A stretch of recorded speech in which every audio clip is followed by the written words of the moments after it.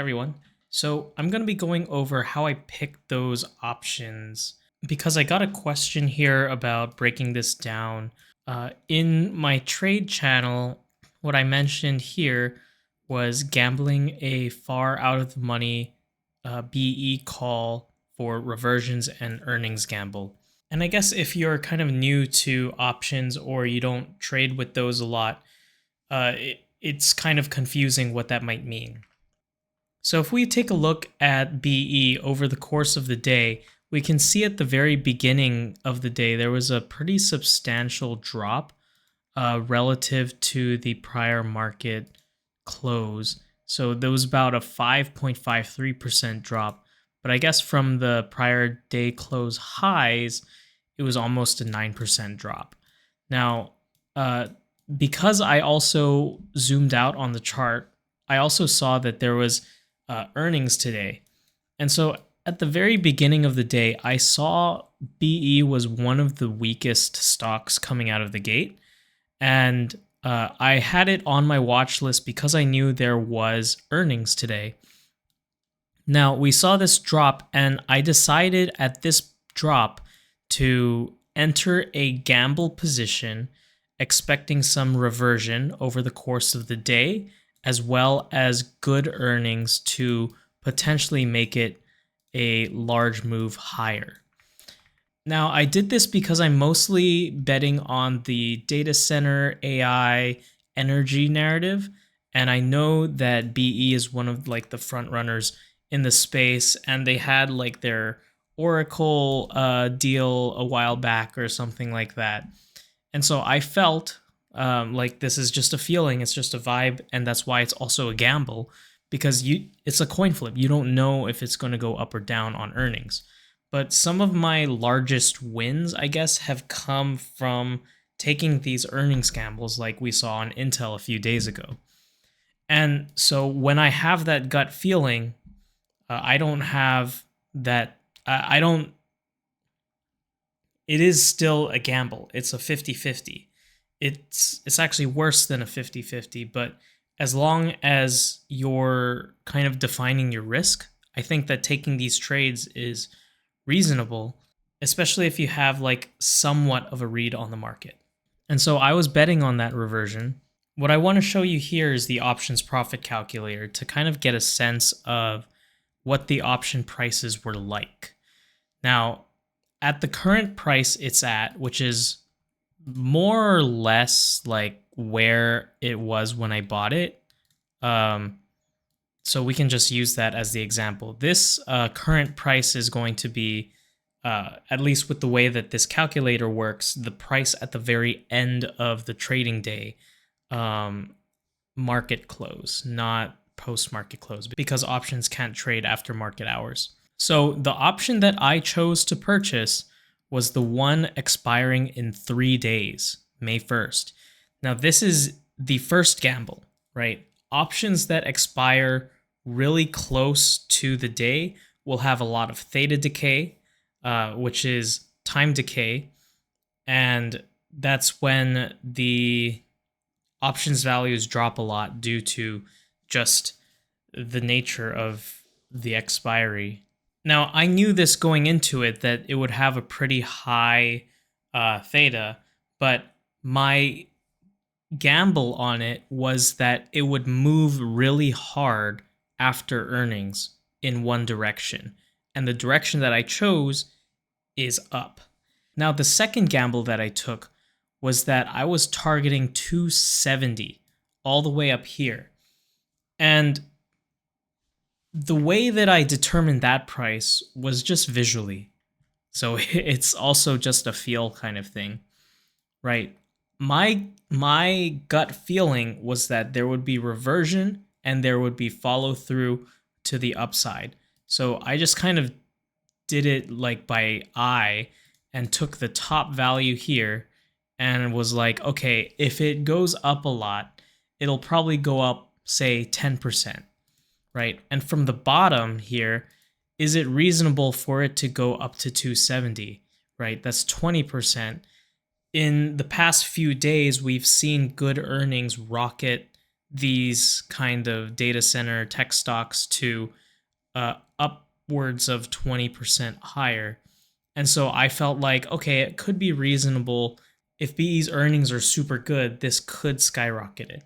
But again, like these are all like deliberate gambles that I'm taking, because the flip side is that this bet to me is potentially asymmetric, because you can see the value of the contract itself, right? The cost of it is $355 of a premium for one single contract.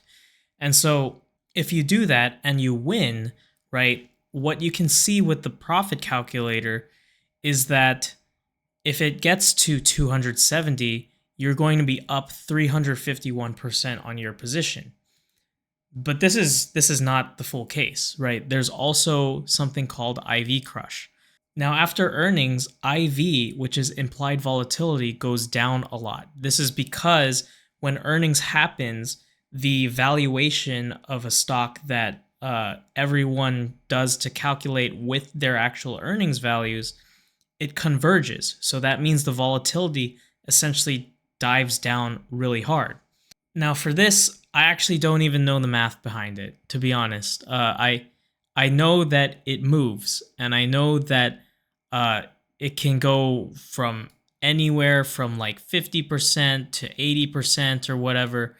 But now you can see why, with this options profit calculator, that you have to really have a good read on what price it goes to, because you can see here, right? If it goes to $270, then now I'm only up 63% of the original position. So there's not as much leverage in that. And you really could have done the same thing for other options, right? This 240 contract, right? Now you can kind of guess and check and see like what happens to the value. Now you can see from here that if it hits like 255, which we're at right now, it'll go up 43%. But if it goes to like my target of 270, now the upside potential is that you can get 170% of your position. But the downside risk is also increased, obviously. Now, the downside risk is if it craters. If it craters, I feel like it would go to somewhere around 175. And so if it goes truly to 175, we can actually model that out. If it goes to 174, you just lose the entire premium. So now you have like a 1-to-1 or a 2-to-1 risk reward profile, except you truly lose everything in this. And if it doesn't move that much, now like your risk profile is like 0.5 to 1. And so is that really asymmetric? I'm not too sure. It's really up to you to decide. But for me, I felt like 270 now was a good risk profile, because the value of this option is very small. If it actually gets to 270 or even higher than that, right? If it can run up to like 300, right? A 30% increase, then you make 739% on your position. And so you can kind of play around with this to get a sense of it. But at least for me, it's just based off of feel. It's just based off of a number that I feel like is reasonable for the stock to get to if it does well or bad on earnings. So it's just totally a coin flip gamble. And it gets destroyed if the stock doesn't move as much as you want it to, right? If it moves to like just 250, it's up a lot on the day, but there's no guarantee that I'm going to be in profit on the option that I bought, because it's so far out of the money. For my position to win, it needs a lot of volatility. It needs to make a huge move upwards. And that's kind of how I think about it. If I think that there's going to be good earnings and follow through, then I'm going to look for a reasonable price and I'm just going to target there. Usually I'll purchase options that are further expiry, but it just depends on the price of them and what I can kind of see. So yeah, I did something similar with Intel, right? You'll remember that I was originally just targeting $75 here, because I knew that if it went up about $75, this was just 12%. And 12% is already a lot in terms of a stock. But what we saw after Intel earnings was that there was a huge amount of follow through. Over the course of the night and in the morning, there was follow through all the way to $83. And so from the time I bought my option up to where I took profit, it was almost a 25% gain on the stock. And so if there's stocks that can move like this, as big as Intel, then I think that it's reasonable as well for BE to do something if it has really good earnings. And we can see from where it was, it actually did have really good earnings. It went up 12.6%. That's still a lot, you know? Like, even though it fell over the course of the day, it still went up a lot.